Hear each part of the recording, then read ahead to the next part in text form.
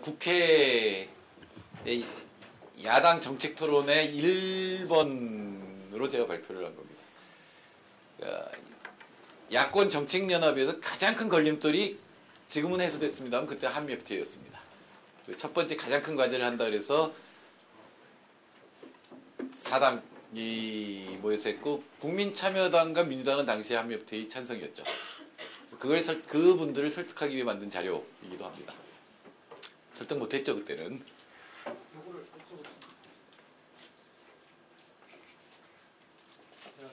네. 이게 노무현 대통령이 금융위기가 터졌을 때 홈페이지에 남긴 말입니다. 세계적 금융위기가 발생했다. 점검이 필요하다. 한미 FTA 안에도 해당되는 내용이 있는지 점검해봐야 할 것이고 고쳐야 할 것은 고쳐야 할 것이다. 이게 재협상 내용입니다. 불행하게도 대통령이 걱정이 많이 됐죠. 바로 미국식으로 서비스를 바꿔나가야지 발전이다. 그래야 중국으로부터 벗어난다고 생각했는데 미국이 바로 위기를 맞으니까 걱정이 됐습니다. 근데 누구를 불렀냐면 한덕수하고 조윤재를 불렀습니다. 조윤재는 청와대 경제보좌관 했던 사람이고 이른바 선진통상국가론이라는 거를 7페이지짜리를 만들고 영국 대사로 갔던 사람입니다. 한덕수는 뭐 잘 아시죠? 지금 주미대사로서 한미 FTA를 미국에서 선전하고 있는 사람들이니까 두 분이 가서 무슨 얘기를 했는지 미루어 짐작할 수 있겠죠. 아무 문제 없다고 대답을 했습니다. 그래서 제가 이걸 쓴 겁니다. 제가 비서관으로서 마지막으로 이 문제에 대한 답변을 드린다. 네. 왜 이게 안 되지? 그걸 이렇게 돌려보세요. 여기다가 아, 거기야?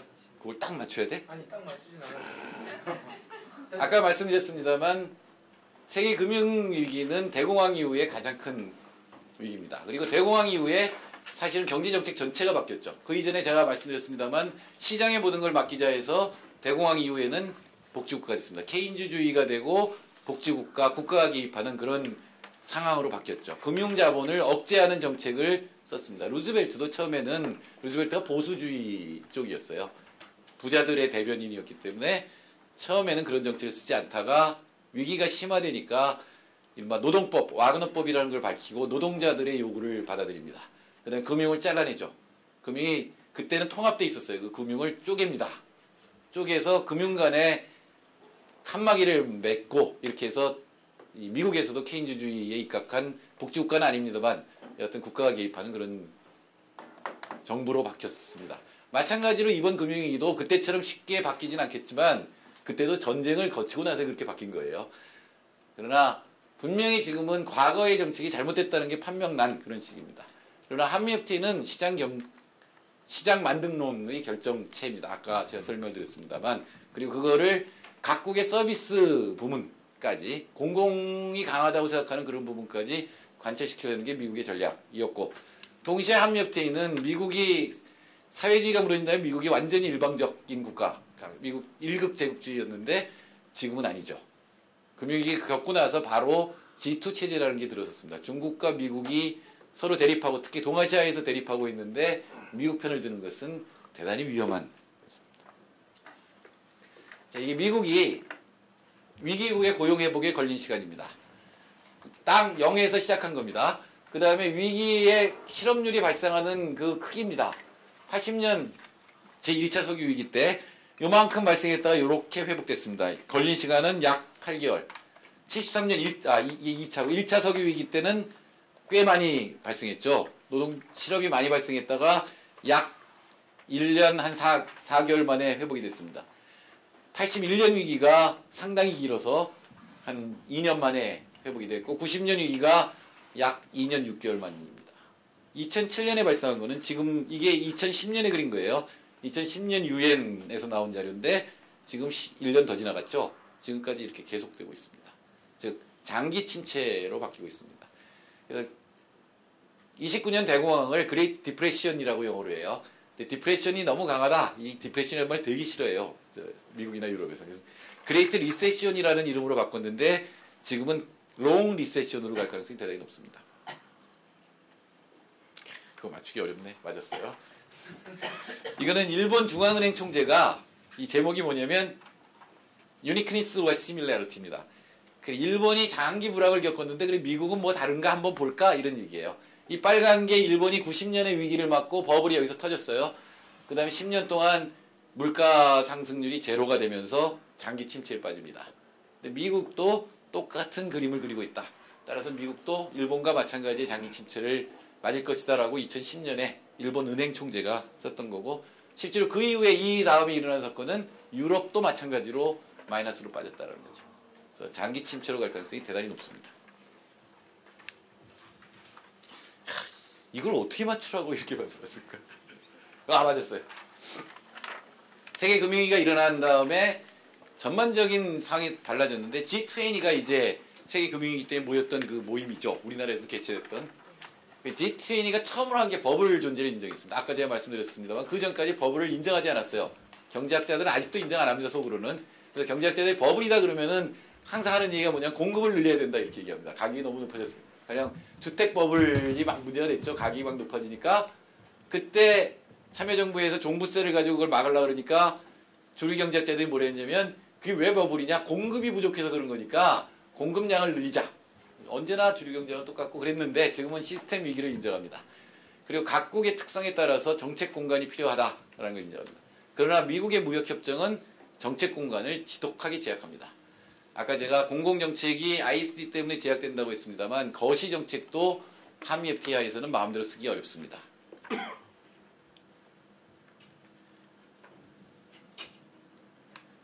한국 정부가, 이명박 정부가 잘한 정책이 3개가 있습니다. 선물한 포지션 규제 한도, 외국인 채권 구입에 대한 면세 환원 조치, 거시 건전성 부담금. 이거는 뭐냐면 외국 자본이 유입되는 거를 어느 정도는 막는 정책입니다. 이거 상상도 못하는 정책이 이명박 정부가 그걸 시행한 거예요. 그래서 제가 찾아봤어요. 이게 어떻게 가능했을까 찾아봤더니 이거를 주도한 사람이 신현송 국제경제보좌관이라는 사람입니다. 프린스턴 대학교 교수인데 상당히 유명한 사람입니다. 장하준 교수는 비주류로 유명한 사람이지만 이 사람 주류예요. 주류인데도 인정받는 몇 안 되는 우리나라 학자 중에 한 명입니다. 그런데 어떻게 신현송이 한국에 와서 이런 정책을 썼을까 봤더니 이명박이 회사 다닐 때, 사장할 때 영국에 가면은 잠자는 집이 하나 있었어요. 그 집 아들입니다. 옥스퍼드 출신인데 아저씨라고 부르는 사람이고 또 이명박이 믿을 때는 화끈하게 믿어주니까 재경부가 감히 저항을 못했던 겁니다. 문제는 제가 한 질문이 이거예요. 한미 FTA가 발효된 이후에 이게 가능했을까? 가능하다고 정부는 대답합니다. 한미 FTA 보면 금융규제에 대해서 건전성 규제 하에서는 정부 규제가 허용된다고 되어 있습니다. 그러나 그 다음에 보면 자기 취소 조항이 걸려 있습니다. 근데 지금 굉장히 자본 규제를 작게 한 건데 사실 강력하게 하면은 전부 한미 FTA에 걸릴 가능성이 높습니다.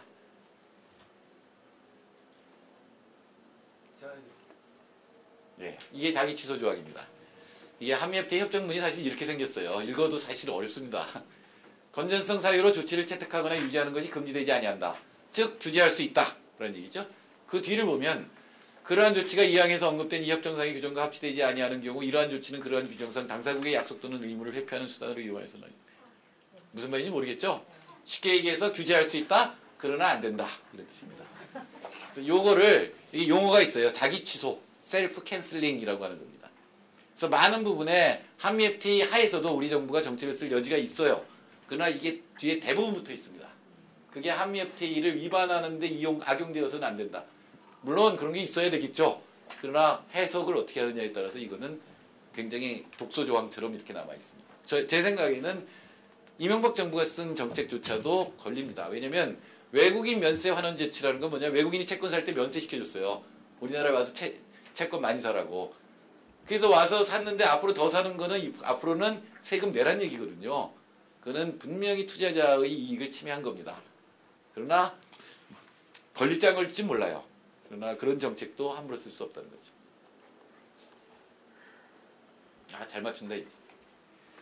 그래서 이 아까 얘기한 스티글리츠 위원회, 그러니까 유엔에서 위임해서 스티글리츠와 각국 중앙은행 총재 그리고 세계적인 경제학자들이 이 경제 위기에 대한 보고서를 만들었습니다. 우리나라에 번역되어 있습니다. 스티글리츠 보고서라는 게 번역되어 있고 그거는 꼭 읽어보십시오. 현재의 금융위기와 세계 경제에 대해서 가장 권위 있는 그리고 상당히 쉬운 잘 쓴 글입니다. 그거에 대한 프레시한 서평도 있으니 제가 쓴 서평이 있으니까 찾아서 읽어보시면 됩니다.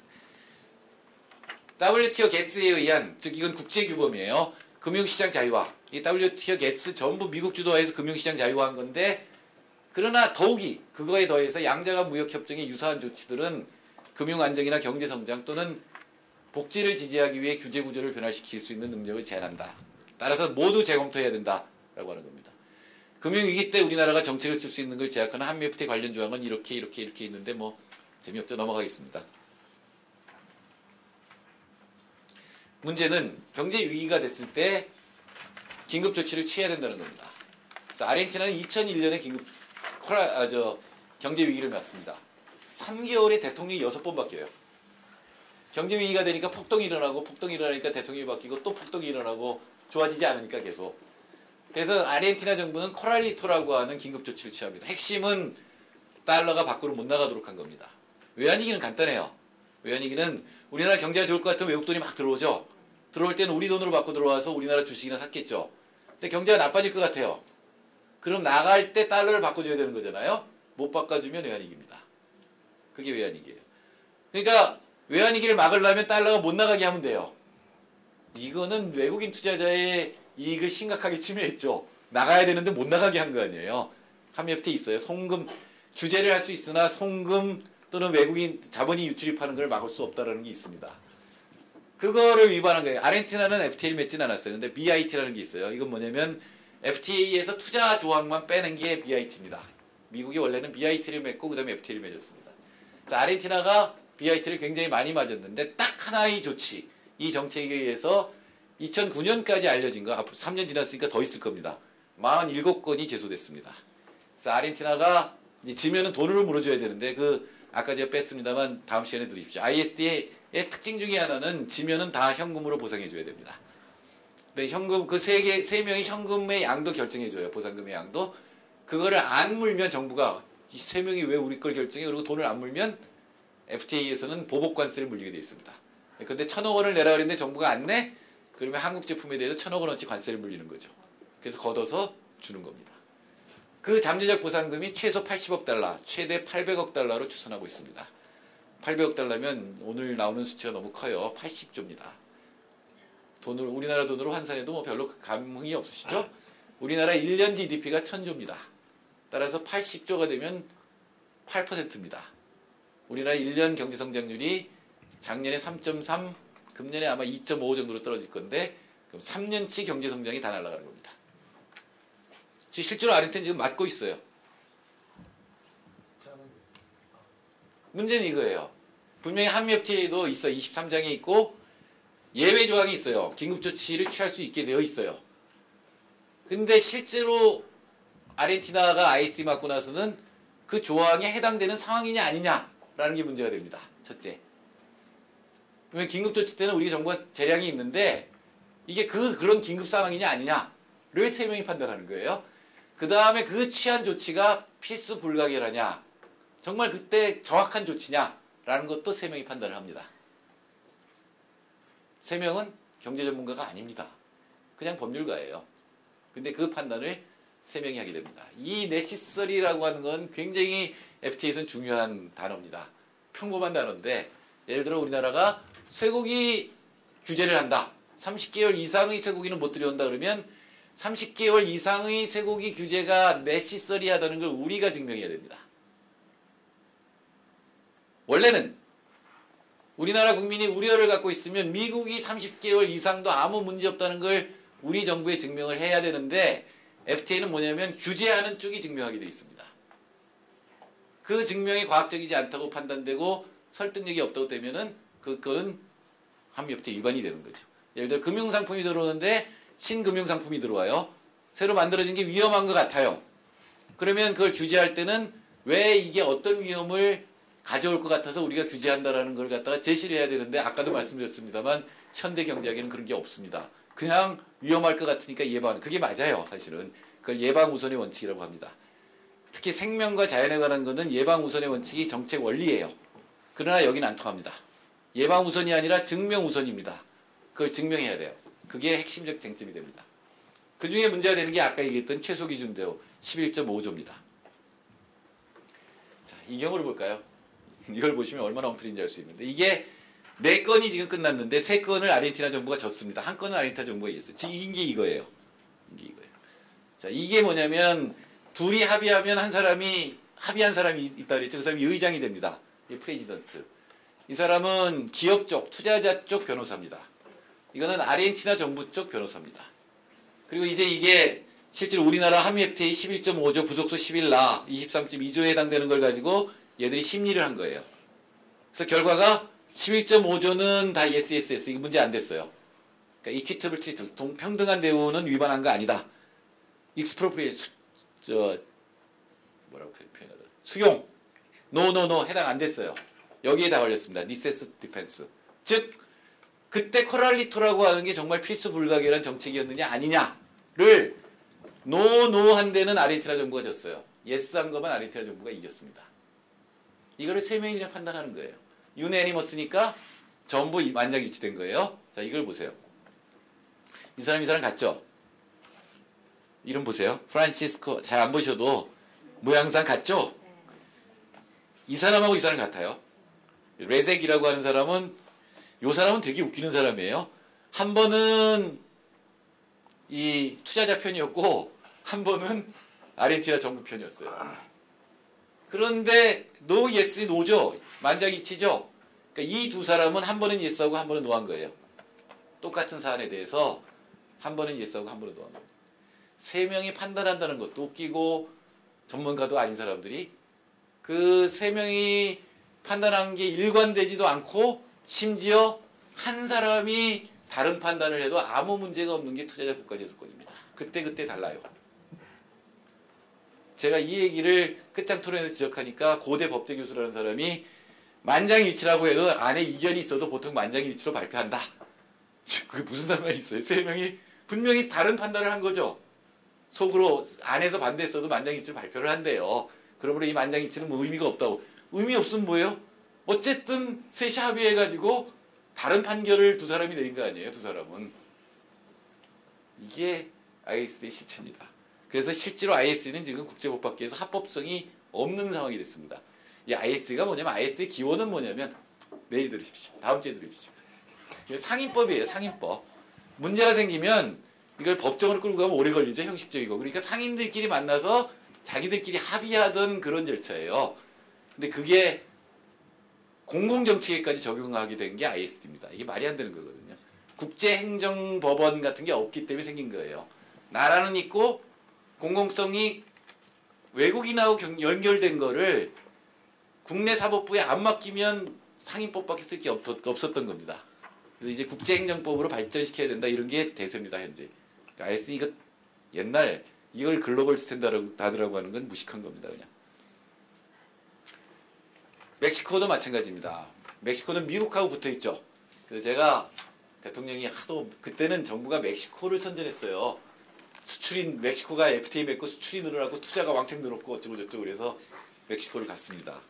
갔더니 한 관료가 이런 얘기를 해요. 천국은 너무 멀고 한 학자가 천국은 너무 멀고 미국은 너무 가깝다. 그게 멕시코입니다. FTA를 맺었어요. 1994년에 맺었으니까 이제 18년이 지났죠. 그런데 2008년에 금융위기를 맞고 2009년에 미국이 경제가 침체하니까 멕시코는 2008년에 1.3%, 2009년에 마이너스 7% 경제 성장을 합니다. 이건 우리는 이런 거 겪어본 적 없습니다. 그런데 멕시코는 긴급조치를 못 취합니다. 뚜렷한 긴급조치를 취한 게 없어요.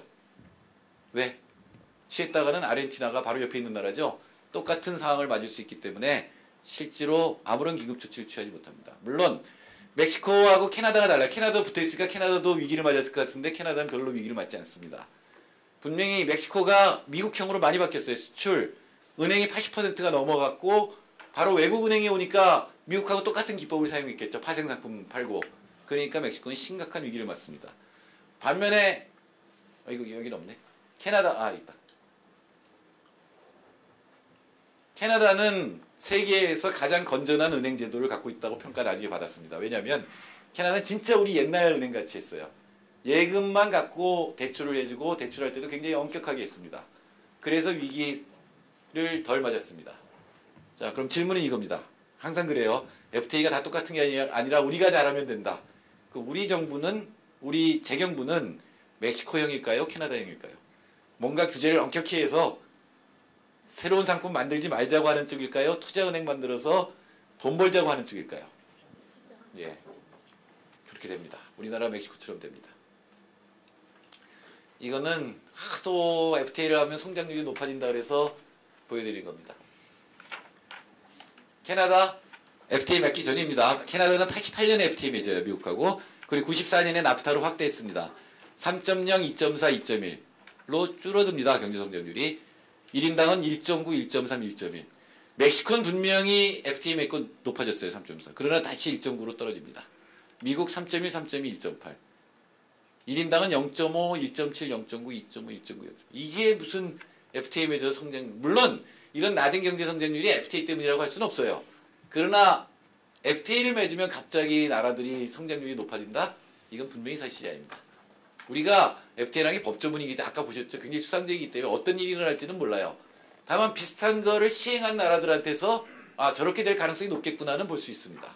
그게 이거예요. 처음에는 멕시코 무지하게 자랑했어요. 근데 제가 멕시코 갔다 오고 또 여러 사람들이 멕시코가 안 좋은 거다 그랬더니 그 다음 비교하지 말자 뭐 이렇게 나왔던 겁니다. 여러분 지금 웃지만 김현종이 자서전을 썼어요. 자기가 잘했다고. 한번 읽어보세요. 얼마나 황당한 얘기가 많이 나오는지. 그런 사람한테 맡겨놓은 겁니다. 분명히 멕시코는 수출이 왕창 늘었습니다. 나프타 맺은 다음에 왕창 늘었어요. 이유는 마킬라도라라는 겁니다. 미국하고 멕시코하고 국경지대가 있는데 그 국경지대에 경제자유, 우리로 치면 경제자유국을 설정한 거예요. 거기에 세계적인 다국적 기업이 다 들어갑니다. 자동차와 가전이 들어갑니다. 한국 현대 빼고 다 들어가 있어요. 그 다음에 삼성, 현대, 삼성, LG 전부 가전 들어가 있어요. 부품을 미국에 수입합니다. 조립해서 다시 미국에 수출해요. 그러니까 당연히 수출이 늘어나죠. 그리고 이따 보겠습니다만 초국적 기업들이 들어갔으니까 투자도 왕창 늘어났죠. 그러나 그렇게 됐는데 수출이 그렇게 늘었는데 1인당 경제 성장률은 비슷합니다. 이유는 뭘까요? 멕시코에 남은 거는 마킬라도라에 있는 노동자들 임금만 남은 겁니다. 부품 수입해서 다시 수출했으니까. 그 임금은 20만 원에서 40만 원입니다. 월. 대신에 마킬라도라에서 만들어진 자동차나 가전제품은 멕시코로도 나왔겠죠. 그러니까 멕시코의 중소기업은 몰락해버립니다. 그게 우리나라는 그렇게 안 돼요. 우리가 FTA 맺는다고 왜 우리나라에 미국에 수출하려고 우리나라에다 공장 짓지는 않죠. 멕시코는 바로 옆에 있으니까 그런 일이 벌어졌던 것이죠. 어쨌든 이걸 갖고 자랑을 해서 하는 얘기입니다. 이제 잘 맞춰요. 이게 외국인 투자입니다. 분명히 94년에 FTA 맺은 다음에 쭉 늘어나죠. 이게 마킬라도라의 효과입니다. 근데 재밌는 건 뭐냐면 멕시코 전체 투자율은 일정해요. 이 얘기는 무슨 얘기예요? 외국 투자가 들어온 만큼 국내 투자는 줄었다는 얘기입니다.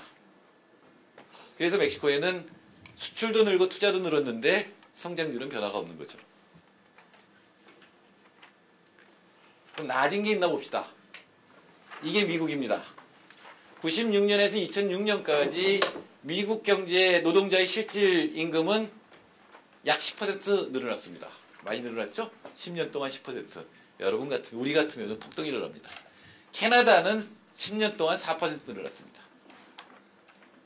멕시코는 FTA 맞자마자 위기를 맞아서 왕창 떨어진 다음에 아직도 96년 상황을 회복하지 못하고 있습니다. 고용이 늘어난다? 이거는 지금 2000년을 100으로 한 거죠. 2000년 이후에 고용은 전부 떨어집니다. 모든 세 나라가 전부 다. 이유는 사실은 이거의 근본적인 이유는 2000년 이후에 중국 제품이 미국에 수출되기 시작합니다. 중국 제품이라는 것은 동아시아 분업의 결과입니다. 중국 제품에는 한국 부품도 들어있고 일본 부품도 들어있어요. 그러니까 나프타 삼각분업에 비해서 동아시아 삼각분업이 훨씬 센 거예요. 그러니까 몰락을 해버린 겁니다.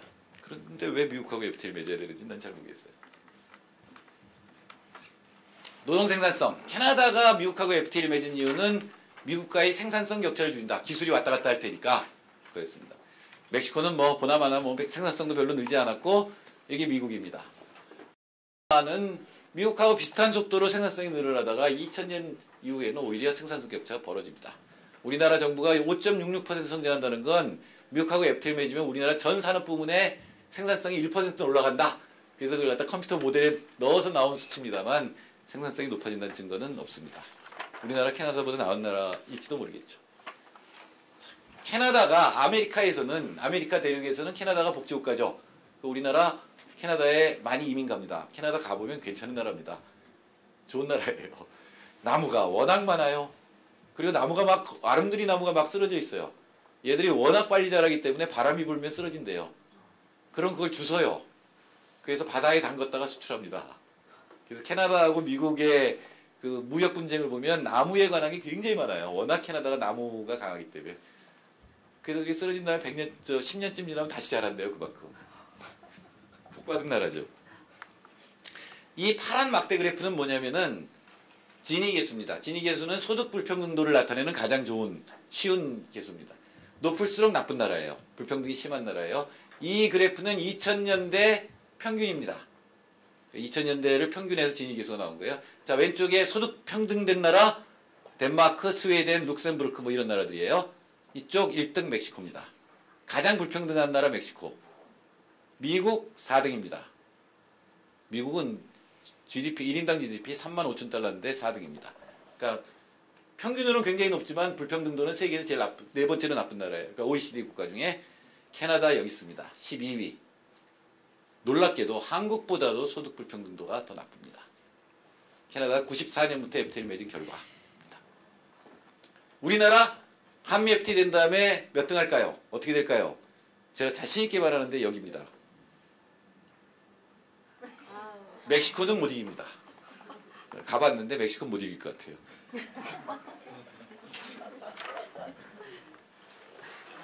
이게 2010년 7월까지 94년에서 2010년 7월까지 그 아까 얘기한 ISD가 실제로 적용된 사례입니다. 통계인데 보시면 캐나다가 맞은 거예요. 자연자원, 환경보호, 우편, 건강, 문화 다 우리가 생각하기에 공공성이 강하다고 생각하는 부분들입니다. 미국도 맞았어요. 자연, 건강, 환경, 주 법정판 이것 때문에 미국 판사들이 벌컥 뒤집혔었습니다. 정부 조달. 그리고 멕시코는 부동산, 환경, 농업, 금융, 도박. 우리 정부가 다 제외했기 때문에 아무 문제 없다는데 다 집중되어 있습니다. 이건 당연한 거예요. 어떻게 보면은 정부가 괜히 투자자들 괴롭히지 않아요. 정부가 기업을 규제하는 거는 국민 생명이 위협받거나 자연이 심각하게 파괴될 때 규제합니다. 그게 투자자의 이익하고 충돌해서 이런 게 생긴 거예요. 캐나다는 여러 개 졌죠. 멕시코도 졌습니다. 미국은 아직까지 한 번도 안 졌습니다. 앞으로도 안 질 겁니다.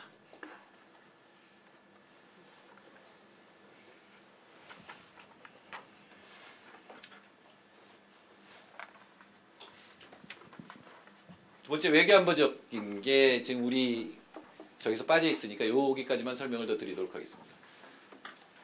G2 체제에서 한미 FTA를 발효하는 건 도대체 어떤 의미일까요? 지금 중국과 미국이 이제 강대국으로 갑니다. 물론 중국이 지금은 한 10년, 15년 있으면 미국보다 GDP는 더 앞서가요. 그러나 1인당 GDP는 아직 3,000달러예요. 그리고 군사력까지 고려하면 중국이 미국을 압도한다는 건 아직도 멀었습니다. 그러나 미국이 지금 중국을 함부로 가지는 분명히 못합니다. 특히 동아시아만 경제성장률이 5% 이상이기 때문에 동아시아의 경제성장이 없어지면 전 세계는 동반 추락하게 돼 있습니다. 그래서 훨씬 더 목소리가 커질 거예요. 그런데 우리가 미국하고 탁 붙어버리면 어떤 일이 벌어질까요 도대체? 중국도 깡패입니다. 분명히 우리가 알아야 되는 건 중국도 깡패예요. 중국은 시민사회가 아직 없는 나라입니다.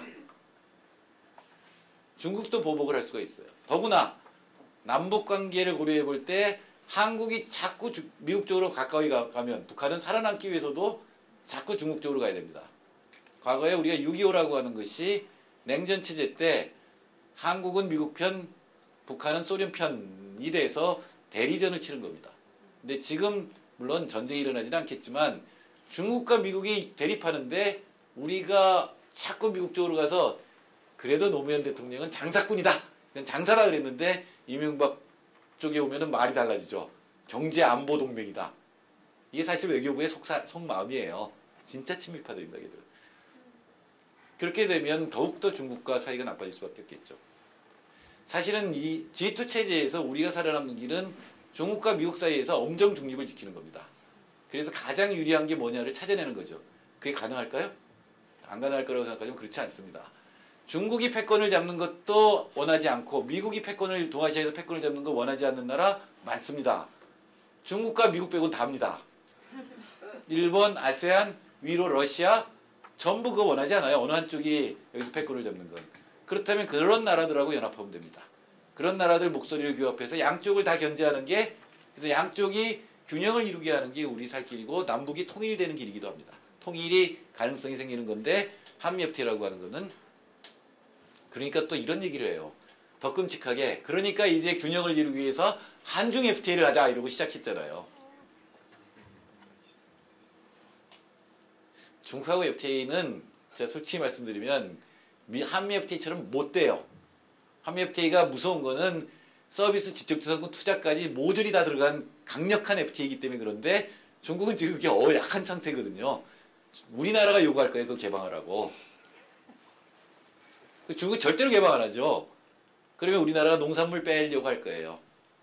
타격이 심하니까. 그리고 제조업도 아직은 한국이 훨씬 강한 데가 많습니다.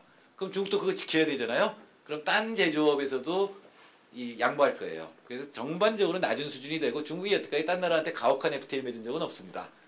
그러니까 지금은 세력을 넓히는 게 자기들 목표고 자기네도 너무나 취약점이 많기 때문에 그런 거기 때문에 높은 수준의 FTA가 되지는 않을 거예요. 그리고 이미 정부도 그런 얘기를 하고 있어요. 제가 생각에는 안 해요. 우리나라 교섭본부는 일본이나 중국하고는 안 해요.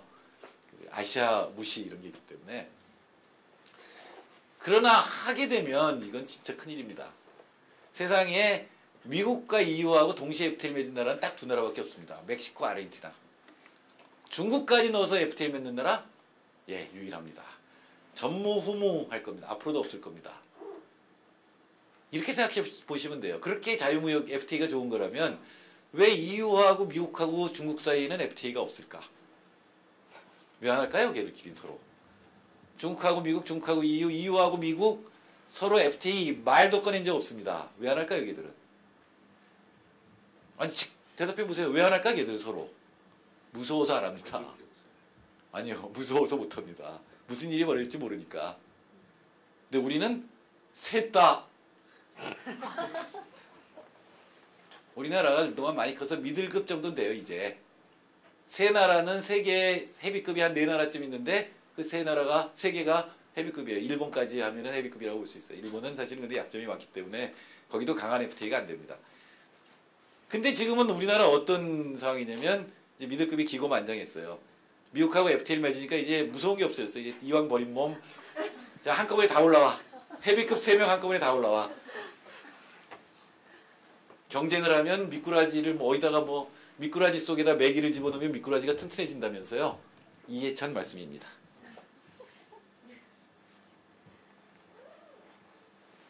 또 못 맞추네. 지금 아까 설명 안 했습니다만 아직 시간이 조금 있는 것 같아서 더 설명을 드리면 지금 세계의 문제는 일단 금융 규제를 해야 되는데 그게 안 되고 있어요. 월스트리트가 아직 강해요. 그리고 경제학의 위기가 있습니다. 경제학이 새로운 대안을 만들어내지 못하고 있습니다. 앞날에 대한 비전도 없는 거예요. 또 하나의 위기는 또는 우리 쪽에 보면은 굉장히 유리한 것은 글로벌 불균형이 굉장히 심해지고 있습니다. 이건 약간 설명이 필요한데 동아시아가 한국 포함해서 중국이나 일본이 수출을 많이 하는 데가 우리나라는 지금 우리나라 전체 수출 중에 미국이 수출하는 게 몇 퍼센트가 될까요? 딱 원래 우리나라 국민들이 제일 잘하는 게 찍기입니다. 눈치 세계 1위예요. 제가 이렇게 물어보니까 저 이제 높은 수치 아니야. 그래서 줄이는 거예요. 자기가 원래 생각했던 것을 줄여서 대답했어요. 20%, 25% 아닙니다. 8.5%에서 9%밖에 안 됩니다. 우리나라가 100을 수출하면 10% 이하입니다. 그 정도로 우리나라 대미 수출 의존도는 낮아졌습니다. 제일 많이 하는 데는 어딜까요? 중국은 얼마나 될까요? 그렇게까지는 안 됩니다. 또 제가 얘기하니까 큰 수치다 그래서 또 올렸죠. 25%입니다. 홍콩을 포함하면 30%입니다. 동아시아 우리 내부의 교역이 지역 내 영내 교역이라고 흔히 얘기하는 교역이 50%가 넘습니다. 이미 우리나라는 영내 교역이 굉장히 많아졌어요. 어쨌든 그 동아시아 국제분업이 아까 동아시아 국제분업이 나프타 국제분업한테 이겼다 그랬잖아요. 수출을 무지하게 많이 합니다. 그럼 우리나라로 달러가 오죠. 달러가 오고. 그래서 동아시아 국가에 지금 외환 보유고가 5조 달러가 쌓여 있습니다. 감이 안 오시죠? 우리나라 1년 GDP가 1조 달러입니다. 그러니까 우리나라 1년 생산한 것 전부 합친 거의 5배가 되는 게 동아시아 중앙은행의 금고 속에 있습니다. 쓸데없는 돈이에요. 아무데도 안 쓰는 돈이에요. 그냥 외환이기 때문에 갖고 있는 돈이에요. 그런데 그 돈이 다시 미국으로 돌아갑니다. 왜? 현금 갖고 있는 것보다는 이자를 받는 채권을 갖고 있는 게 유리하겠죠. 그래서 달러를 주고 일부 달러를 주고 미국 재무성 증권을 사와요. 트레저리 빌이라고 하는 미국 재무성 증권이 세계에서 제일 안전한 겁니다. 미국이 망하지 않는 한 2% 정도 이자를 받을 수 있으니까 사와요. 그럼 다시 달러가 가죠. 여태까지 미국은 이런 방식으로 달러, 그러니까 이거는 동아시아뿐만 아니라 석유 중동에 있는 나라들도 마찬가지예요. 미국에 수출하고 달러가 오면 다시 재무성 증권을 사기 때문에 달러가 다시 돌아와요. 그 돈 가지고 얘들은 또 소비해요. 그럼 이쪽은 계속 적자가 쌓이고 이쪽은 계속 흑자가 쌓이는 거죠. 그게 지금 5조 달러까지 이제 외환 보유고로 쌓이는 겁니다. 그러니까 사실은 아시아가 돈을 다 갖고 있습니다, 지금. 중동하고. 그래서 아시아에서 일부 달러를 시장에다 내놓으면 미국이 그냥 망해버려요. 달러 가치가 폭락하면서. 근데 그러면 아시아가 수출할 데가 없어지기 때문에 그렇게 안 하는 거지. 사실은 아시아도 미국 목을 쥐고 있습니다. 근데 이게 점점 심해지면, 균형이 이렇게 심해지면 이 달러를 내놔야 될 때가 와요. 그게 71년에 한번 그런 일이 벌어졌습니다. 그래서 글로벌 불균형은 달러를 포기해야지만 해결될 수 있습니다. 오바마가 옛날 루즈벨트와 같은 역할을 해야 되는데 오바마가 훨씬 불리해요. 옛날에 루즈벨트는 개혁을 통해서 미국이 드디어 패권 국가가 되는 과정이었어요. 그 전까지는 파운드와 영국 돈이 세계 통화였어요. 국제 통화였어요. 그거를 달러로 바꾸는 과정이니까 루즈벨트는 국민의 지지도 받았지만 오바마는 지금 위기를 헤쳐나가려면 달러를 포기해야 됩니다. 그러니까 국제 통화를 포기해야 돼요. 그거는 정말 정치적으로는 죽는 길입니다. 그거를 하지 못하죠. 그러니까 질질질 가고 있는 겁니다. 그래서 방법은 IMF, SDR로 가든가 지역 통화 체제, 즉 지금 달러가 있고 유럽에서는 유로 쓰죠? 그럼 여기서는 아크를 쓰는 거죠. 아시아의 통화를 만들어서 세계가 정립하는 길로 가는 게 사실상 제일 현실적입니다. 그건 아시아 통화 동맹이 되는 거예요. 근데 함부로 합치면 안 됩니다. 그러니까 지금 유럽의 문제처럼. 그런데 그렇게 우리가 최소한 외환 보유고만 공동 관리해도 5조 달러가 필요 없어요. 국제 투기 자본이 한꺼번에 이동할 수 있는 최대치가 2조 달러입니다. 그럼 2조 5천억 달러 각각 반은 쓸 수 있는 거예요. 각국이. 그 반을 가지고 영내에 투자하면 됩니다. 동아시아 내에 가령 북한에 철도 놓으면 됩니다. 중국 내륙에도 할 거 많아요. 몽골도.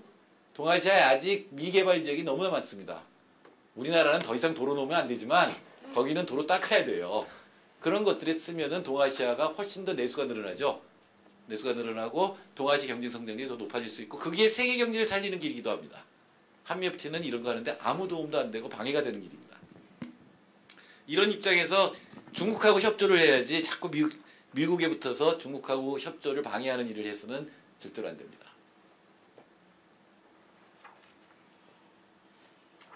그래서 이번 얘기를 얻은 이거 스티글츠 커뮤니티입니다. 국가의 권한을 제한하는 협정들은 반드시 바뀌어야 된다.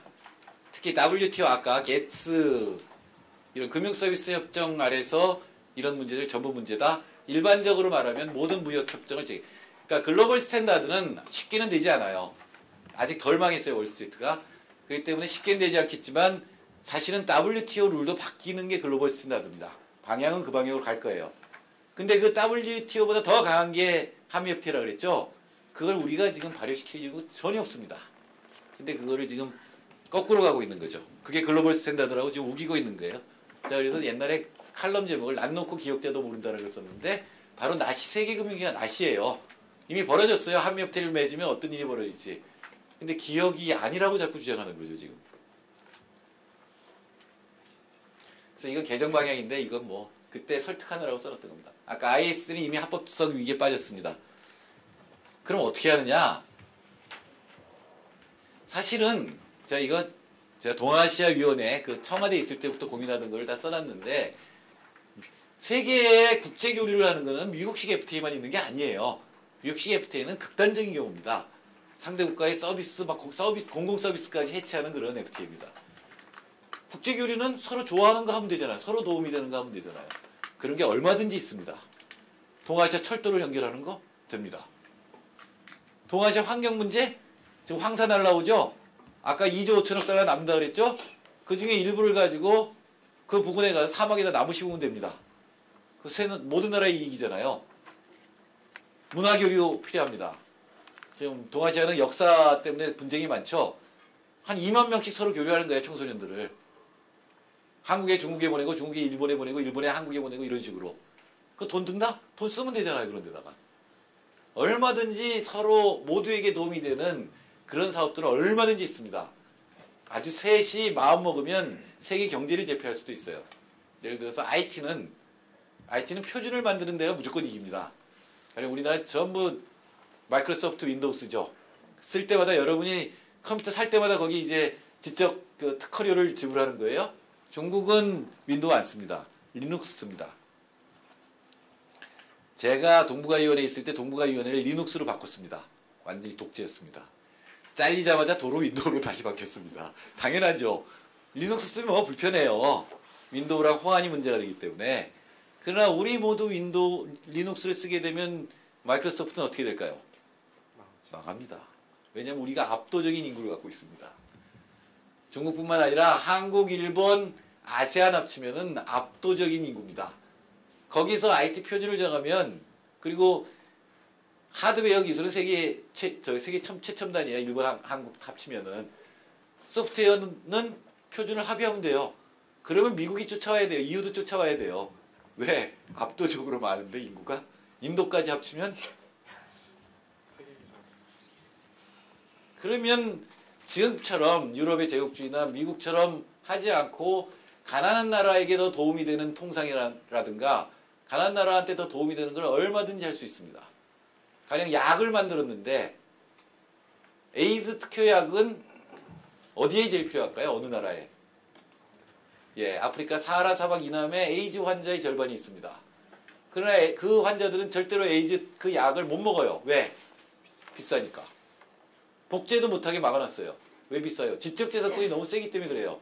미국이 지적재산권을 강하게 만들어놨기 때문에 그래요. 없으면 되잖아요. 그리고 필요하면 선진국이든 우리 뭐 돈들 이렇게 남아도는 돈들 있잖아요. 흑자 그거 갖고 필요하면 제약회사에 주면 되잖아요. 시장의 실패 중에 가장 큰 실패가 뭐냐면 시장에서 가격이 형성되고 다 성공했는데 이게 시장인데 공급곡선 수요곡선 여기서 가격이 형성되면 시장은 성공한 거예요. 근데 문제는 여기 있는 수요예요. 이게 무슨 이런 거라면 아무 문제 없어요. 근데 이게 식량이라든가 의약품이면 이게 문제가 됩니다. 가격은 이렇게 설정됐는데 여기 돈 없는 사람들은 그거를 먹을 수 없어요. 시장에다 맡긴다는 건 이런 사람들은 죽어도 할 수 없다는 게 시장에다 맡기는 겁니다. 식량이 남아돌고 쓰레기로 돌아가도 굶어 죽죠. 그런 것들을 새로운 동아시아가 앞으로 그런 지배적 위치가 되는데 세계의 교류는 그런 방식으로 우선 이런 문제부터 해결한다 라는 원칙을 세우고 그런 말하자면 가트가 아니라 그런 걸 만들면 되잖아요. 그런 걸 국제교류의 원칙으로 삼아서 여러 나라들의 협조를 받으면 됩니다. 먼저 아시아에 있는 국가들부터 그런 협력을 갖다 조금씩 넓혀가면 다른 나라들 지지를 받아서 그렇게 바꾸면 돼요. 한 20, 30년은 아시아가 바로 다른 나라들을 압도하지 못하겠지만 그 20, 30년 동안 아시아에서 그런 경험을 쌓아나가면 됩니다.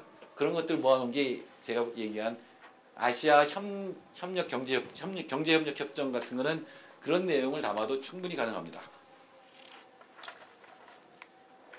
공상이 아닙니다. 실제로 하면 됩니다. 그러나 꾸준히 천천히 하면 됩니다. 예, 그냥 굉장히 많습니다. 그 뒤에 다 있으니까 보시기 바랍니다. 자, 결론입니다. 세계금융위기는 이제 사실 범국본이나 우리는 세계금융위기 이전에도 한미FTA는 이런 내용을 갖고 있기 때문에 하면 안 된다 그랬지만 세계금융위기는 이제 그 미래를 보여준 거예요. 이런 일이 벌어진다. FTA를 맺어서 좀 지나면 한국이 이런 일이 벌어진다는 걸 보여준 겁니다. 특히 경제위기에 대해서 정책 공간을 확보하기 위해서는 한미FTA를 맺으면 안 됩니다. 차기 정부가 한미FTA가 발효된 상태에서 쓸 수 있는 정책은 별로 없습니다. 지금 오늘은 시간이 없어서 안 하겠습니다만 복지국가를 하기 위해서는 거시 정책도 뒤따라야 돼요. 그 중에 하나가 뭐냐면 자본 통제입니다. 우리나라에 들어오는 외국 자본을 유입을 갖다가 조절을 해야 돼요. 토빈세를 물린다든가 이런 것들을 해야 돼요. 부동산 투기를 막는 종부세라든가 이런 걸 도입해야 복지가 가능합니다. 그러나 한미FTA에서는 그런 것들이 전부 제약됩니다. 그러니까 사실은 복지국가를 하려면 한미FTA를 하면 안 됩니다. 박근혜 씨가 그랬어요. 한미FTA를 추진했던 세력이 폐기하는 데 맡길 수 없다? 맞아요. 한미FTA에 딱 어울리는 정책이 줄푸세예요. 줄푸세야말로 민영화 규제 완화입니다. 줄푸세가 뭐예요? 규제 완화, 그 다음 마지막에 세금은 세금 감면이에요. 부자 감세, 이게 딱 신자유주의 정책이에요. 그거하고 복지국가는 불가능합니다. 두 개가 불가능해요. 지금 새누리당도 왼쪽으로 많이 이동해서 사실은 줄푸세 파기해야 돼요. 민주당도 한미FTA 파기하고 박근혜도 줄푸세 파기해야 되죠. 그러면 둘 다 용서해 주면 되잖아요. 왜 그걸 갖고 싸우든지. 하여튼 박근혜 씨한테 물어봐야 돼요. 한미FTA에서 이른바 선별복지가 어떻게 가능한지. 안 됩니다. 무식해서 그런 거지. 안 됩니다.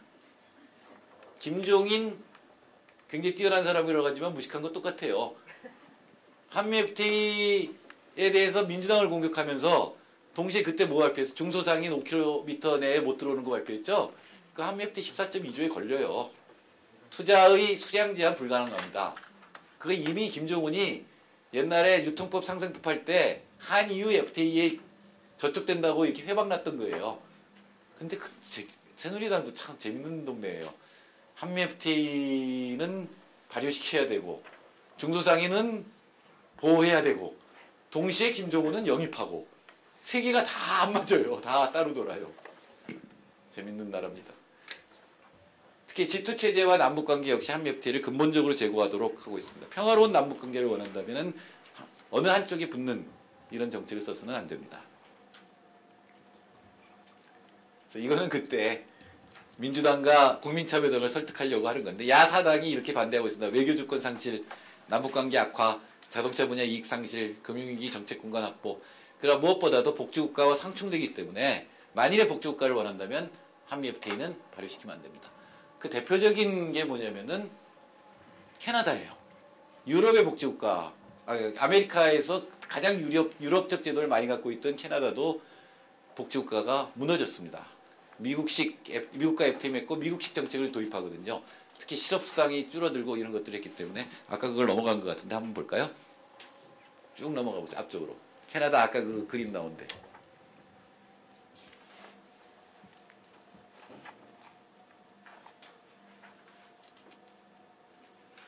예.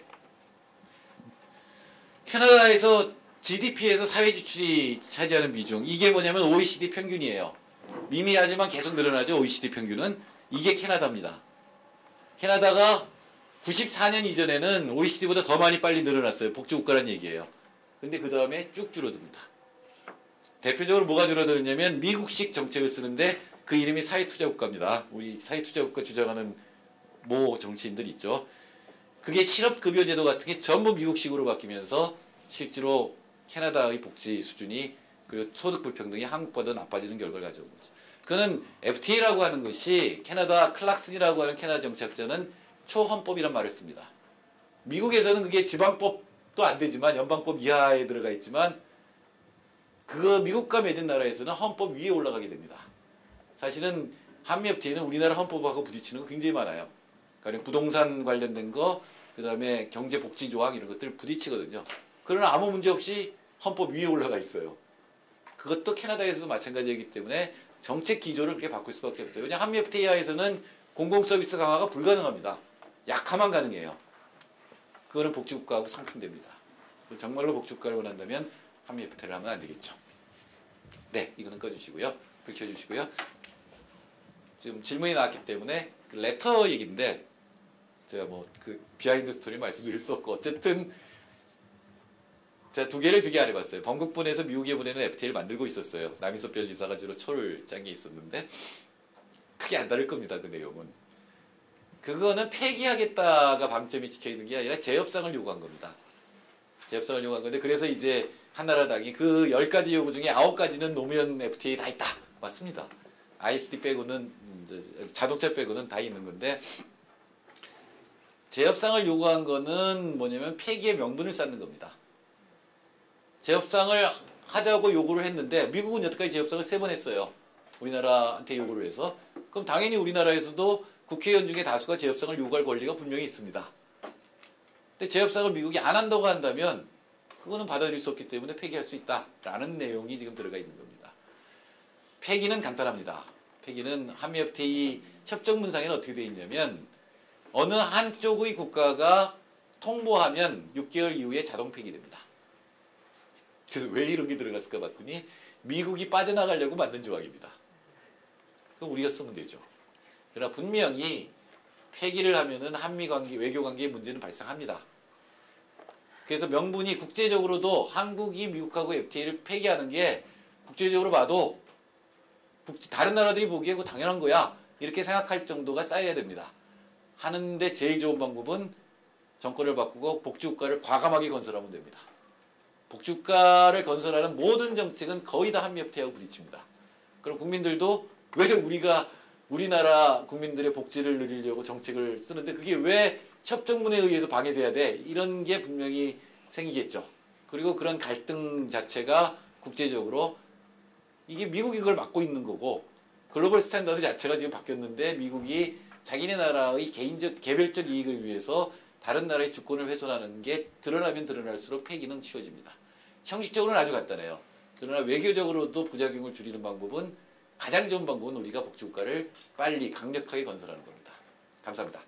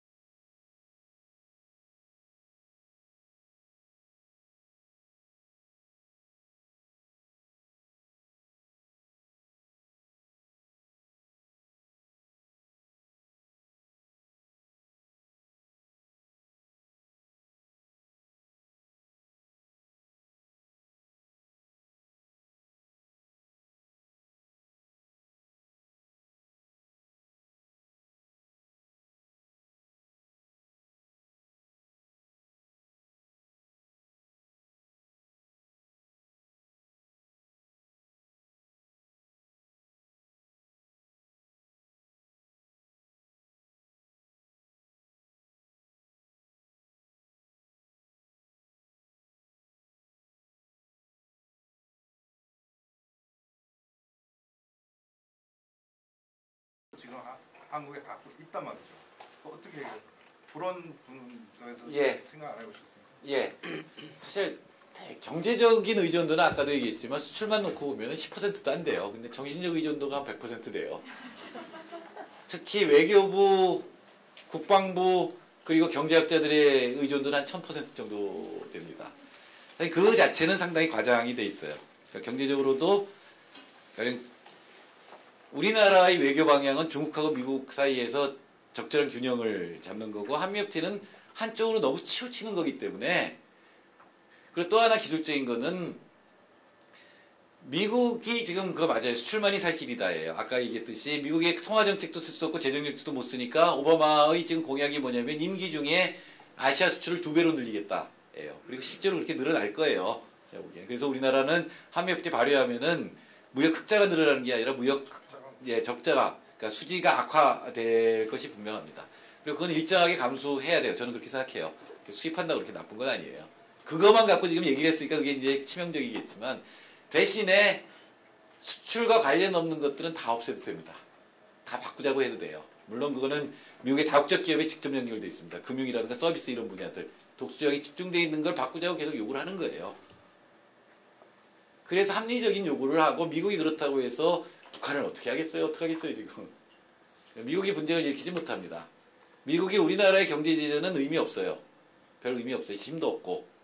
그리고 한국도 만일에 조금만 자주적 의사가 있으면 당장 미국을 굴복시킬 수 있어요.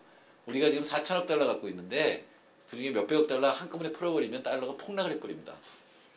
그럴 수 있어요. 근데 그거를 상상도 못하는 거죠. 우리나라 지금 관료들은. 난리가 나겠죠. 기재부 뭐 난리가 날 텐데 그런 정도의 힘을 갖고 있기 때문에 그거를 미국하고 외교관계를 저는 잘해야 된다고 생각합니다. 미국하고 관계가 나빠지는 건 나빠요. 왜? 중국도 깡패예요.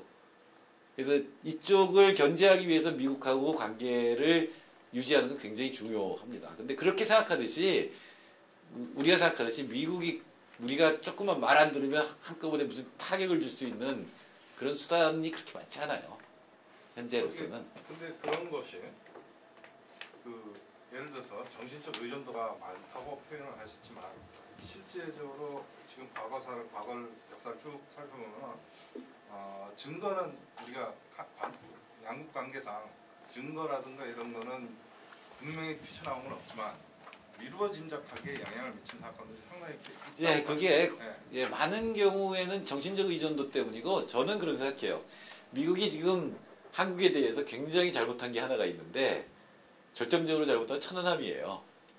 이거 완전히 미국이 이 거짓말을 갖다가 합의해주고 뭔가 받아먹은 거예요. 예. 그것도 차기 정부가 충분히 무기로 사용할 수 있습니다. 그거는 사실은 공개하면은 미국의 국제적 신인도도 완전 박살나는 거거든요. 그러니까 조금만 국제적 신인도 차원에서는 그건 이 국내에서는 뭐 인정을 못 받았지만 국제적으로는 이미 상당히 많은 글쎄 뭐 다른 나라들이 그럴 수 있겠죠. 미국이 원래 그런 깡패 국가라는 거를 여하튼 저는 그렇게 미국이 한국이 한미 FTA에 대해서 재협상을 요구한다고 해서 그걸 가지고 한국을 제재할 방법이 그렇게 많지는 않습니다. 할 수 있는 게 뭐냐면은 이 우리나라 대기업들에 대한테 덤핑 때리는 거예요. 국내 주식 시장은 어떻게 보세요? 주식 시장은 떨어져야 됩니다. 그래서 저는 뭐 아무 문제 없다고 생각해요. 사실상 외자가 많이 들어와 있습니다. 예. 국내 주식 시장이 영향을 소위 대선 전국에서 영향을 미칠 수 있다고 생각합니다. 그러니까 대선 전국은 문제가 아니고요. 그다음에 정권을 잡은 다음에 주식시장 떨어지는 건 아무 문제 없어요. 주가가 뭐 아무 의미도 없는 거예요. 대선 때문에 대선이 불리할 수도 있지 않습니까? 지금 그것 때문에 지금 말씀하신 거예요. 네, 알겠어요. 대선에 할수 있느냐 없어. 그거는 이제 그러니까 가령 그러면은 이제 박근혜 씨를 당선시키기 위해서 미국이 물론 미국이 어떻게 할 수 있는 건 아니에요. 뭐 미국의 투자자들을 일거에 빠져나와라 이렇게 미국이 할 수 있는 건 아닐 거고 크게 전 크게 걱정 안 되는데. 저기 다른 질문이 있습니다. 그 아시아 통화 동맹 이야기 하셨잖아요. 네. 그런데 이 ACU를 유로처럼 하지는 않으면서 ACU를 하는 방식이 뭐죠? 결제 수단으로 쓰는 거죠. 단순 결제 수단으로만. 예. 네. 그랬을 때 각각의 예를 들어 원 하나, N 하나, 위안화가 각자 다 자기 한 줄 정책을 가질 수 있도록 만들고 하겠다는 아니요, 이야기인가요? 패깅을 하는 거죠. 패깅을 한다. 예, 아쿠하고 달러하고 그다음에 이 유로하고 뭔가 이렇게 서로 교환 비율이 생기겠죠. 근데 아쿠 내에서는 상당히 고정 환율처럼 묶어 있는 거죠. 그게 왜 필요하냐면 우리나라 복지국가를 하면 이제 경제 정책 완전 바꿔야 되는데 특히 자본 통제가 되고 우리나라 원화는 절상될 수밖에 없어요. 지금 수출 대기업을 위한 정책이 우리나라를 이렇게 만드는 겁니다. 지금 1달러가 1,100원인 게 굉장히 오래됐어요. 1달러 1,100원 선에 들어있는 게 2008년에 리먼 브러스 사태 일어났을 때 1,300, 1,400까지 갔다 그게 1,100에서 고정돼 있거든요. 근데 그 다음에 우리나라에 외국 돈이 많이 들어왔는데도 1,100원이에요. 그건 왜 그러냐면은 1,100원 선에서 달러가 들어와서 이게 달러를 다 사주는 거예요. 한국은행이. 그게 달러가 막 쌓여요. 그러면 원화가 많이 풀리잖아요. 그럼 그 원화를 통한증권을 발행해서 또 끌어들이고 있어요. 그 정책을 써서 이제 대기업 수출을 늘려주는 거잖아요. 근데 대기업이 문제는 그래서 돈을 많이 벌어요. 원래 우리 경쟁력은 예컨대 800원이어야 되는데 1,100원을 만들어주니까 많이 돈을 벌잖아요. 그게 여태까지 성장을 하면 적화효과, 트리클다운에 의해서 국민들 모두가 잘 산다 그랬는데 트리클다운이 안 일어나잖아요. 오히려 중소기업 하청 단가 잘라가지고 지가 다 먹잖아요. 임금도 많이 안 오르니까 양극화 벌어지잖아요. 실제로 지금 우리나라 원화 환율은 800원 선까지 갈 수밖에 없어요. 그 미국이 지금 환율법이라는 걸 제정했는데 그게 뭐냐면 말도 안 되는 법인데 상대 국가가 환율을 조작한다고 생각할 때는 보복관세를 물리게 되는 법이에요. 그 대상은 지금 중국입니다. 근데 중국은 어떻게 환율을 보면은 우리나라는 이 한번 절하된 다음에 이 쭉 유지돼요. 좀 약간씩 1100선에서 계속 있었잖아요. 중국은 지금 이렇게 가고 있습니다. 그러니까 중국은 자본시장을 통제했기 때문에 막 이렇게 올라가는 건 없어요. 그러나 쭉 올라가요. 한국은 여기에 맞춰서만 올라가면 됩니다. 절상을 하되 시장에 맡기는 막 왔다 갔다 할 거 아니에요? 절상을 하되 중국하고 비슷하게 올라가면 문제없죠. 우리나라가 중국에 수출하는 거는 현재의 상황에서 중국하고 환율을 유지하면 아무 문제 없는 거죠. 달라지는 게 없는 거죠. 또 하나는 뭐냐면 우리나라 임금을 올려야 되는데 내수를 키우는 거예요. 이제 수출에 의존하는 게 아니라 내수를 키우는 건데 중국의 임금은 굉장히 빠른 속도로 올라갑니다. 막 15% 20% 올라갈 거예요 앞으로. 그럼 우리는 10%만 올라가면 돼요. 매년. 그러면 엄청나게 올라가는 겁니다 임금이. 그러면 그것도 국제경쟁에 아무 문제 없죠. 수출로는 이제 안 돼요. 수출할 데가 없어요 지금은 아시아 빼고는. 그래서 이제 내수 위주의 성장을 해야 됩니다. 내수 위주 성장한다는 건 뭐냐면 우리나라 내부의 임금이 올라가는 거고 중소기업이 살 수 있게 만드는 거예요. 그래서 그거에 방해가 되는 대기업의 이 전행은 하도급법이든 기업집단법, 저희는 기업집단법을 만들고 있습니다만 그래서 막아서 중소기업 생산성이 올라가고 중소기업 임금이 올라가야 청년 실업 문제가 해결돼요. 그러니까 우리나라 고등학생이 80%가 대학 가요. 근데 고등학교 안 간 애까지 치면 같은 나이 또래의 70%가 쯤이 이제 대학을 가는 거예요. 근데 대학 졸업하면 그래도 돈을 많이 썼잖아요. 사교육비에다가 등록금에다가. 그럼 그럴듯한 직장을 가야 되는데 그게 없어요. 대기업, 공무원, 공기업 빼면은 10%밖에 안 돼요. 전체 일자리. 그러니까 나머지 60% 갈 데가 없잖아요. 근데 중소기업에 가면 그건 망하는 길이라는 걸 다 알아요. 저임금에 시달리다가 또 실업자가 됐다가 비경활됐다가 다시 취직해야 되니까 방법 하나밖에 없어요. 중소기업의 생산성이 올라가서 임금이 올라가서 취직할 수 있으면 되는 거예요. 근데 중소기업 생산성이 왜 못 올라가냐? 우리나라 중소기업의 50%는 하청입니다. 근데 수시로 하청 단가를 잘라내요. 그러니까 지금 1,000원이에요. 근데 생산성을 해서 내가 800원에 만들어요. 그럼 200원을 이제 중소기업이 먹을 수 있는 거잖아요. 그걸 귀신같이 알고 얘들이 하청 단가를 800원으로 내려버려요. 그러니까 중소기업은 기술을 발전시킬 이유가 없죠. 시켜봐야 하청 단가 내려가면 뺏기는 거예요. 저쪽에 뺏기는 거니까. 그게 임금이 낮은 이유거든요. 그리고 대기업은 왜 그러면 결국 우리나라 부품 중소기업이 무너지면 대기업도 무너집니다. 근데 지금 얘들이 자신 있는 건 중국에서 들여오면 된다거든요. 그래서 그런 일이 벌어지고 있는데 중소기업 생산성을 높여서 고용을 늘리고 그래서 임금이 올라가는 게 그게 우리나라가 내수가 늘어서 경제 성장하는 길입니다. 여태까지는 밖으로부터의 성장이라면 이제부터는 안으로부터의 성장. 여태까지는 적화효과를 트리클다운. 위에서 밑으로 내려온 적 없습니다. 이제는 밑에서 올라가야 돼요. 가난한 사람, 노동자들의 임금이 올라가서 내수가 늘어나고 그에 의해서 경제 성장을 하는 게 충분히 가능합니다. 그게 우리나라 거시정책을 완전히 바꾸는 거예요. 저는 차기 정부가 바뀌는데 차기 정부가 거시정책, 복지에 맞는 거시정책이 이겁니다. 수출 이런 식으로 하면서 복지한다는 건 불가능해요. 우리나라 지니계수를 보면은 아까 그 지니계수 우리나라 지니계수가 소득 불평등도가 약화된 때가 있습니다. 그러니까 소득이 평등해진 때가 있어요. 남녀 간 임금 격차, 대기업과 중소기업 간 임금 격차가 줄어든 때가 있었습니다. 언제일까요? 87년 이후. 예. 87년부터 94년까지입니다. 실제로 그 다음에 왕창 나빠집니다. 이 기울기는 똑같습니다. 노무현 정부 여기 이제 외환이기 때문에 더 심해지죠. 이 기울기가 약간 높아지는데 국민의 정부나 참여정부나 똑같습니다. 지금 약간 더 높아졌습니다. 이명박도 이렇게 높아진 줄 알았지만. 국민의 정부나 참여정부가 좀 나은 거는 이게 시장 진위계수예요. 시장에서 나은 거는 이때부터 여기서부터 국민기초생활보장제도를 도입하고 그래도 복지를 도입해서 세금과 재분배 정책으로 해서 진위계수를 약화시킵니다. 이건 세후 진위계수라고 하는 거예요. 그러니까 분배 후 진위계수, 재분배. 근데 이거 다시 없어졌죠. 이명박 정부. 근데 이렇게 하면 시장에서 이렇게 벌려놓고 이거를 메꾸는 건 한계가 있습니다. 진짜 재정적자가 문제가 돼요. 이거 자체를 줄여야 됩니다. 시장에서 자체를 줄이는 게 뭐냐면 노동자 임금이 올라가고 중소기업과 대기업, 중소기업 생산성이 올라가는 거예요. 그런 정책을 써야지 복지 부담도 줄어드는 거죠. 그런 정책으로 정책 기조와 전체 우리나라 구조를 바꿔나가는 걸 할 수가 있습니다. 복지를 하려면 이렇게 해야지 시장에 다 맡겨놓고 복지하는 거는 이걸 늘리면 늘릴수록 재정의 부담은 굉장히 커져요. 조세 저항도 커지기 때문에. 근데 이때는 어떻게 하는 게 되냐? 야, 우리 노태우가 좋은 사람이네.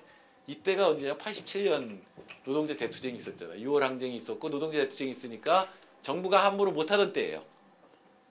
재벌들도 노동자이 막 생기는 거에 대해서 당황하고 있었던 때예요. 그러니까 임금이 막 올라가니까 국내 임금이 올라가니까 그 격차가 줄어들었던 겁니다.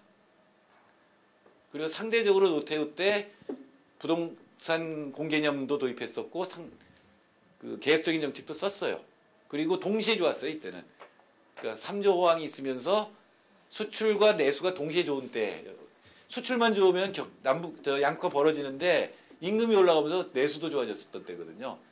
그 상황이 돼야 됩니다. 방법도 간단해요. 를 정부가 기획을 가지고 지원할 수 있습니다. 근데 그것보다도 대기업하고 중소기업 차이도 있지만은 고졸자와 대졸자 차이가 줄어들어야 있습니다. 그 상태에서 15%그 안 그 밖으로 안 나가야 돼요. 그래야지만은 대학 애들 저기 뭐야 학생들 교육 문제가 해결돼야지. 교육 문제가 교육 자체 내에서 문제 해결 안 돼요. 사회적 격차가 안 줄어들면 사회적 격차가 안 줄어들면 그래도 대학을 가야 그 10%에 들어갈 가능성이 생기니까 축자 대학교 가는 거고.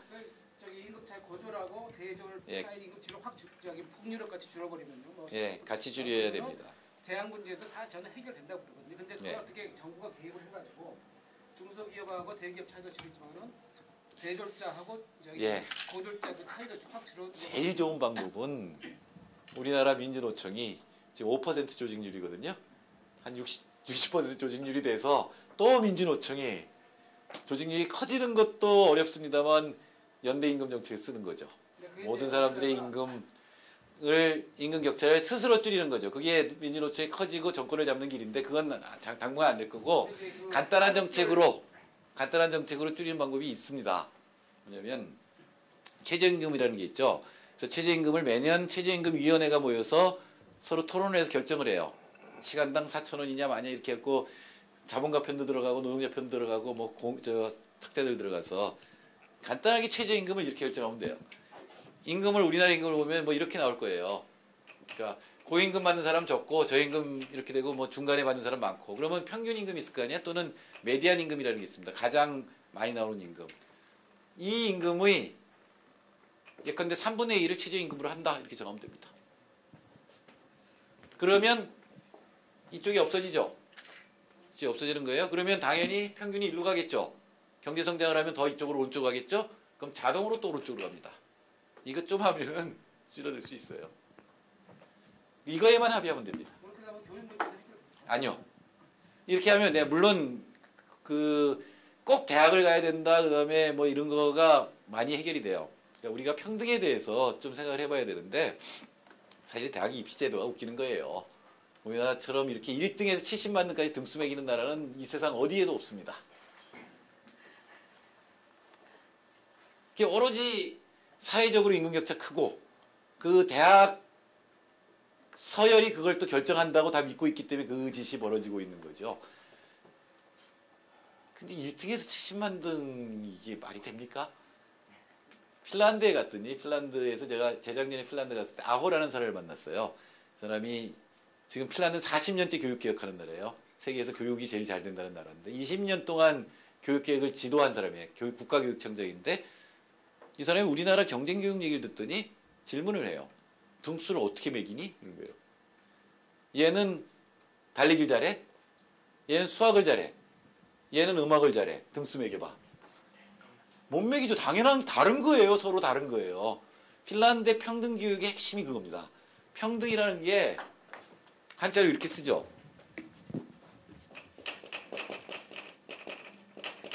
등수가 없다입니다.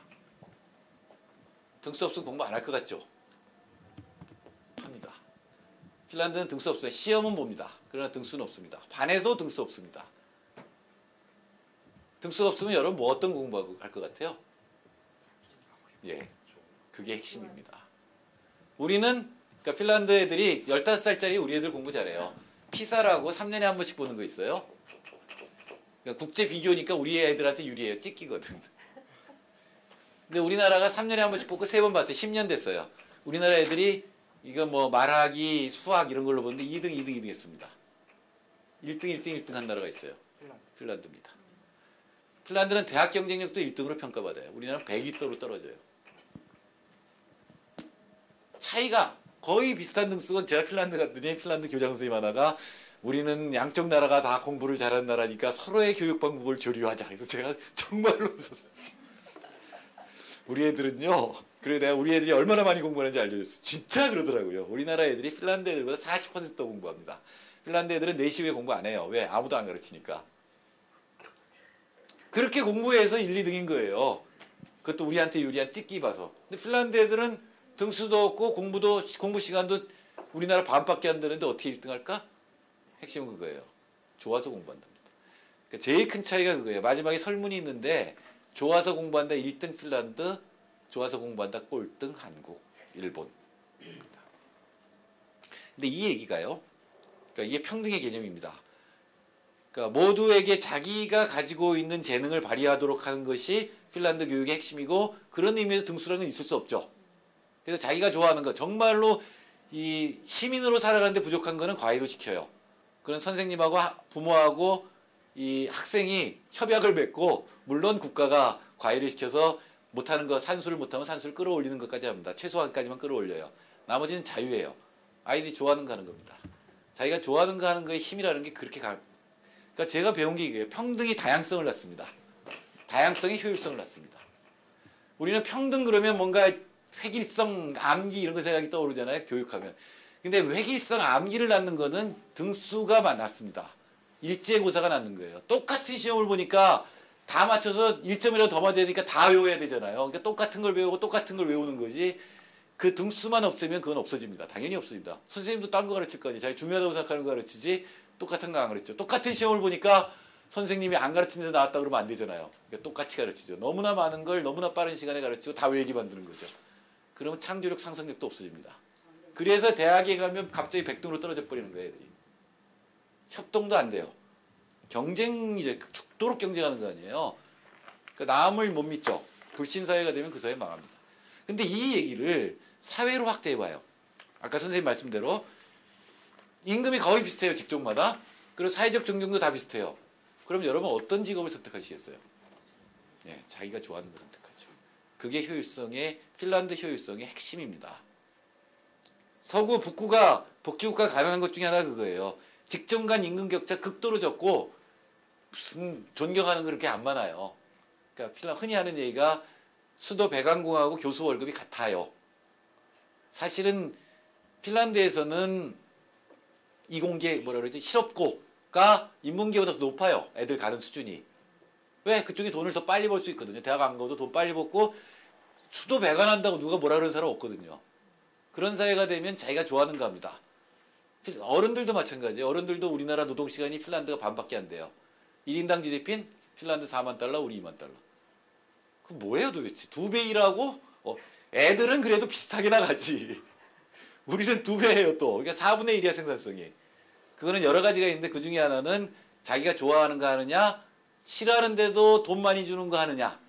피를 보면 기절하는 애가 의대 가요. 우리나라는. 그거 차이 많이 납니다. 또 하나는 협동을 하느냐 안 하느냐. 그러니까 무슨 사업을 하거나 이런 걸 할 때 협동해서 문제를 해결하느냐 아니면은 경쟁을 통해서만 해결하느냐 그 차이가 굉장히 큽니다.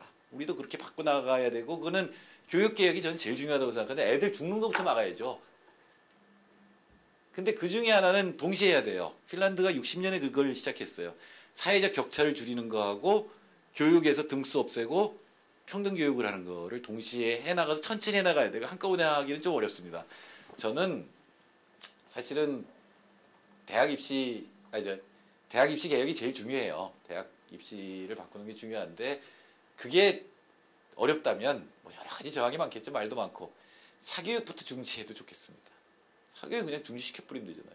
아무리 나쁜 등수 매기기 교육이라도 지금은 애들이 경쟁하는 거 아니죠? 지금 뭐라 그래요? 할아버지의 재산, 엄마의 정보, 아빠의 무관심.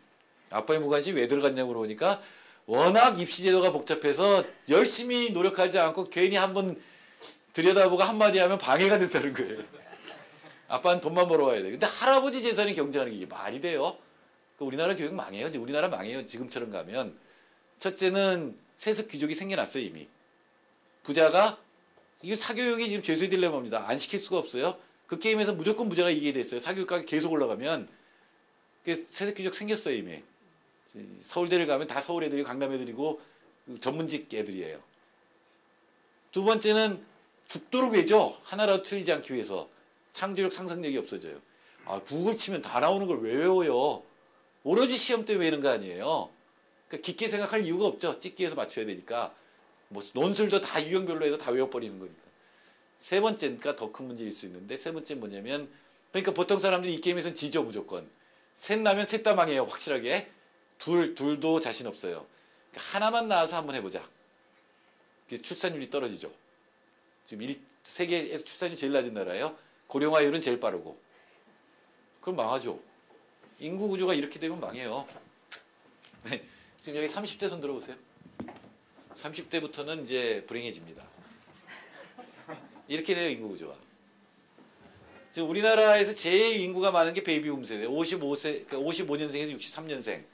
55년생이 지금 57살인가요? 그럼 이 사람들이 65년, 65이 되면 그때부터 국민연금 받죠? 그러니까 7, 8년도면 그 다음부터 받아요. 그게 63년생까지 그래요. 그러니까 국민연금 받는 사람이 무지하게 많아지니까 인구의 제일 많은 부분을 차지하게 돼요. 요새 잘 죽지도 않잖아요. 인간들이 10년만 받고 죽었으면 좋겠는데 20년, 30년 받아요. 그런 인구가 무지하게 많은데 밑에 인구는 점점 줄어들어요. 결국 국민연금이 고갈되면 그 다음 세금으로 매겨 살려야 됩니다. 그래서 여러분이 이제 국민연금을 받을 때가 되죠. 30대가 여러분한테 세금을 내줄 사람이 없어요. 애를 안 낳잖아요. 교육 때문에. 저는 보육시설 이런 것 때문에 애를 안 낳는다고 생각 안 해요. 1차적으로 교육입니다. 교육비, 교육입니다. 그래서 교육제도를 안 바꾸고는 우리나라 경제 살아날 길이 없는. 그건 합의하면 돼요. 경쟁교육 없애면 돼요. 애들을 봐도 말도 안 되는 거잖아요. 70만 등까지 매기는 게 말이 됩니까 도대체?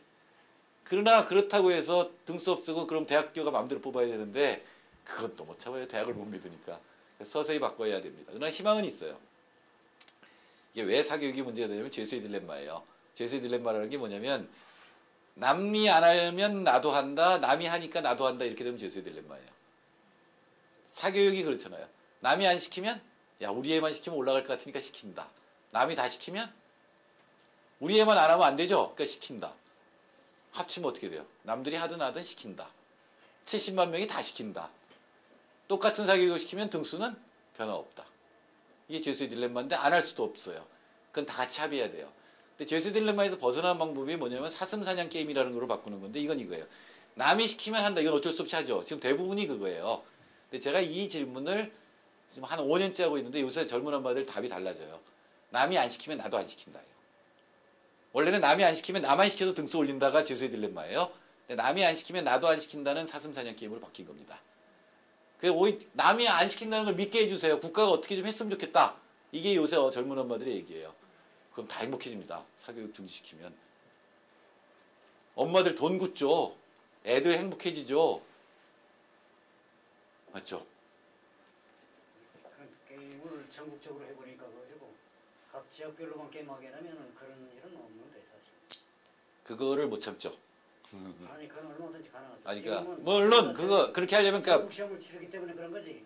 각 도마다 치르면 그런 일은 없어요. 도마다 치른 다음에 대학은 도 1등들은 서울대 간다 이렇게. 그렇죠. 얼마든지. 그거 무지하게 반대하겠죠.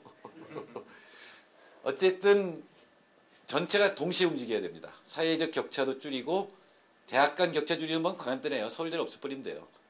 그리고 서울대를 분산시켜버리면 됩니다. 하여튼 그런 국가가 할 수 있는 것들을 해나가면서 경쟁을 없애버리면 돼요. 근데 사교육은 저는 중지시켜야 된다고 생각해요. 위헌 소송이 일어날 수 있는데 대통령이 공약으로 걸고 되면 뭐 위헌 소송은 어떻게 무슨 위헌 소송? 국민 투표해버리죠 뭐. 그래서 정말로 우리 국민들이 사교육에 찬성하는지 안 하는지 한번 국민 투표해 봅시다. 저 반대가 훨씬 많을 거라고 생각해요. 그러면 최소한 공정 경쟁은 돼요. 할아버지 재산 갖고 경쟁하는 건 아니에요. 아무리 나쁜 제도 하에서라도. 근데 지금 불공정 경쟁에 이건 말도 안 되는 바꿔야 될 게 많은데 어쨌든 한미FTA로 다시 돌아가서 한미FTA는 교육개혁만큼이나 중요합니다. 실제로 이거는 발효가 되면 헌법 위에 올라가 버려요. 그리고 거기에 입각해서 모든 정책이 완전히 제약됩니다. 하고 싶은 것들 못하는 게 너무 많아져요. 그래서 그거를 빨리 발효가 못 되도록 만들고 발효가 되더라도 빨리 짧은 시간에 폐기할 수 있는데 될 거예요. 왜 그러냐면 미국 굉장히 나빠질 거거든요. 또. 그래서 그 미국 시스템을 따라가는 게 얼마나 나쁜지에 대해서 인식하게 됩니다. 네. 저기 경계 많이 부족하다 해가지고 많이 이제 우리하고 뭐 중국, 일본하고 블록 만들어. 예, 블록이야. 예. 블록을 만들어가지고 그 나라들 협정문을 만들 거 아닙니까? 네. 그 협정문하고 각 이제 FTA 각 개인적인 나라들 이게 미국, 일본 다 중국하고 해가지고 다 각각 개인의 FTA 맺었을 때 그거 상충됐을 때 이건 어떻게 되는 거예요? 그러니까 상충되는 게 그 스파게티 보울 이펙트라는 게 있어요. 실제 상충이 일어납니다. 사실은 동아시아 협력이 강화되면은 각 개별 국가들과의 FTA는 폐기하는 게 맞죠.